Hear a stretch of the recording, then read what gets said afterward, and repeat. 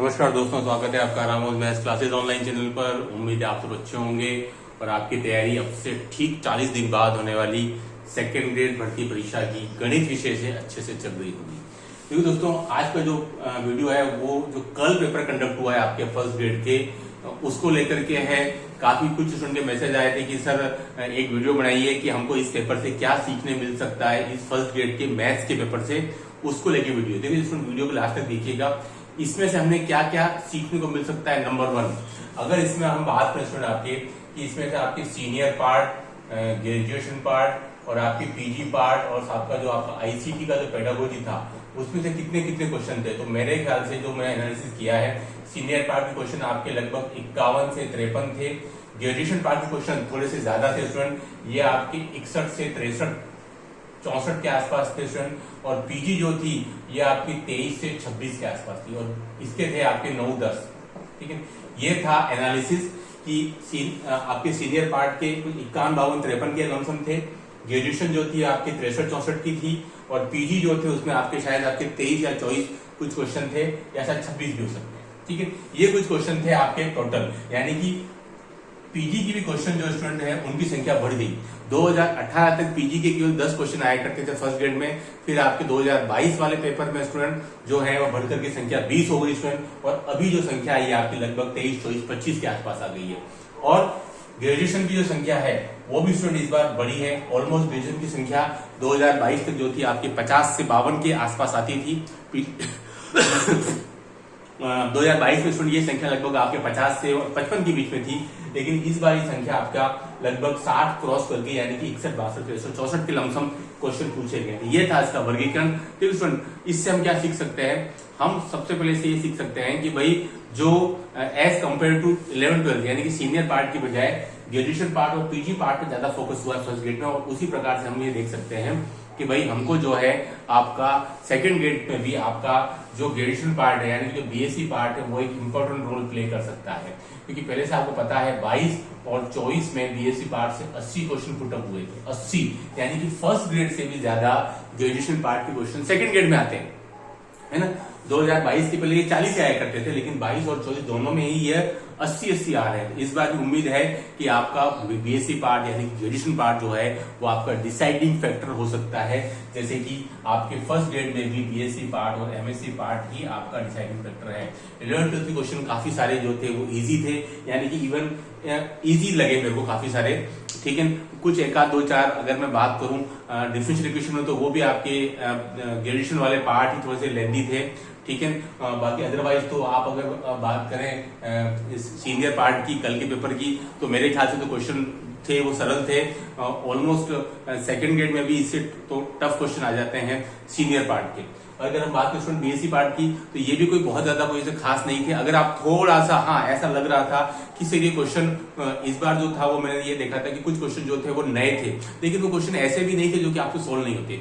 अगर आपका बेसिक अच्छा है, ध्यान रखना, अगर आपका बेसिक अच्छा है, अगर आपकी पकड़ अच्छी है सब्जेक्ट पर, तो आप उन क्वेश्चंस को सोल्व कर पा रहे थे, कोई प्रॉब्लम नहीं थी। लाइक अगर मैं बात करूं वेक्टर्स की, है ना, अगर मैं बात करूं आपके 11-12 के वेक्टर्स की, ठीक है, तो उसने एक तो क्वेश्चन ये पूछ लिया था कि भाई साहब ये एबीसी किस पर निर्भर करता है, आप सॉल्व करेंगे। ये क्वेश्चन तो रूटीन क्वेश्चन है, इससे तो हो जाता है, कोई प्रॉब्लम वाली बात नहीं थी। एक वो क्वेश्चन था आपका कौन सा, बीटा 1 माइनस बीटा वाला, ठीक है, वो ये इसके पैरेलल है और ये क्वेश्चन भी आप कर सकते थे। भले ये ऐसा क्वेश्चन था जो आपको शायद बुक्स वगैरह में फ्रिक्वेंटली इतना नजर नहीं आवे, लेकिन इसको अगर आपका बेसिक अच्छा है कि यार 2 वेक्टर अगर पैरेलल है तो मैं एक vector equal to lambda times करके मैं दूसरा वेक्टर लिख सकता हूँ। ठीक है, उस थ्योरी को अगर आप फॉलो करते हैं तो ये क्वेश्चन हो जाता।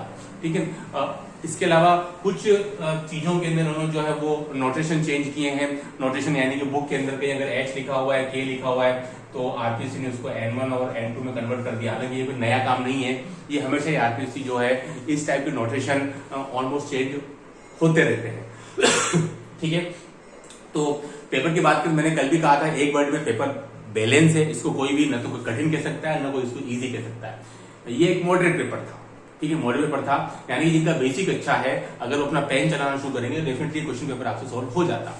ठीक है, तो उसी प्रकार से आपको ध्यान देना है बुक्स के ऊपर। जो भी आपकी जेपीएच या जो भी आपके बुक्स हैं नवकार प्रकाशन की उन बुक्स के क्वेश्चन ज्यादा से आप सोल्व करें।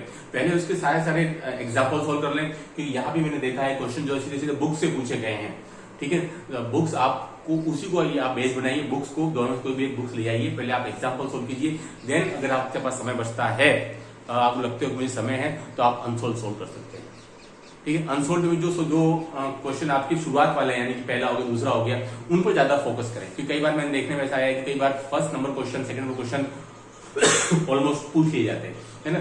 तो आप जो बेस बनाइए, बजाय किसी नोट की या किसी और चीज को, बुक्स को, नवकार प्रकाशन या जेपीएच वाली, पूरे उसके सारे एग्जांपल्स हो गए topic wise, and then other things. क्योंकि पूरा जो है वो बुक से, जैसे कि जीके में नया ट्रेंड निकला है बुक्स से क्वेश्चन आने का, वैसे मैंने इसमें भी ये महसूस किया क्वेश्चन जो बुक्स से थे, हालांकि पीवाईक्यू भी थे और वो क्वेश्चन भी थे जो पिछले सालों से लगातार चले आ रहे हैं, उनको भी पूछा गया था।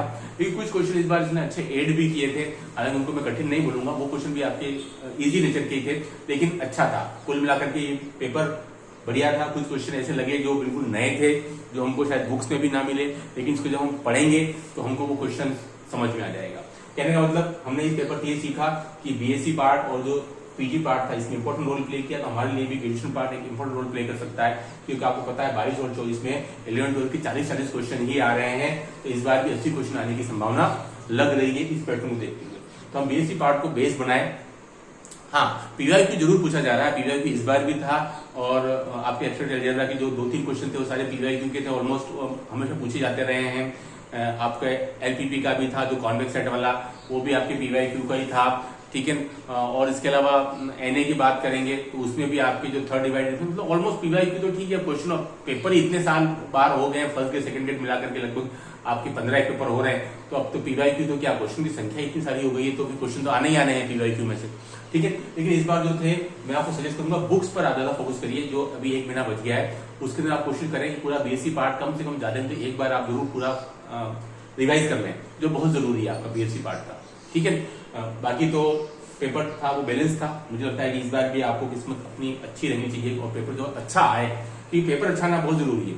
कई बार क्या होता है कि पेपर जो होता है वो, जैसे कि अगर हम 22 की बात करें, बहुत सारे क्वेश्चन उसमें डिलीट हो गए। ठीक है, और इस बार भी मुझे लगता है कि जो चॉइस का जो अभी जो आपका जो रिजल्ट आने वाला है, उसमें भी कुछ क्वेश्चन डिलीट होंगे, तो वो भी आपको कुछ क्वेश्चन, कुछ जो स्टूडेंट एकदम बॉर्डर पर वो बाहर हो सकते हैं। मेरे ख्याल से कम 4 क्वेश्चन डिलीट होने चाहिए उसमें। ठीक है, तो क्वेश्चन डिलीट ना हो बस, क्योंकि स्टूडेंट उसके पीछे समय खर्च करता है, अपना सर खपाता है, और क्वेश्चन डिलीट हो जाता है तो वहां उसको लॉस हो जाता है। अब इस पेपर में मुझे लगता है शायद कुछ क्वेश्चन डिलीट ना हो, ये सबसे बड़ी बात है। एक आध कोई होगा तो होगा, बाकी मुझे लग नहीं रहा है इस पेपर में कोई क्वेश्चन डिलीट होगा, तो इसलिए ये बहुत बड़ी बात है। बाकी मैथ्स में क्या क्वेश्चन डिलीट हो जाते हैं, आप समय उसको इन्वेस्ट करते हो,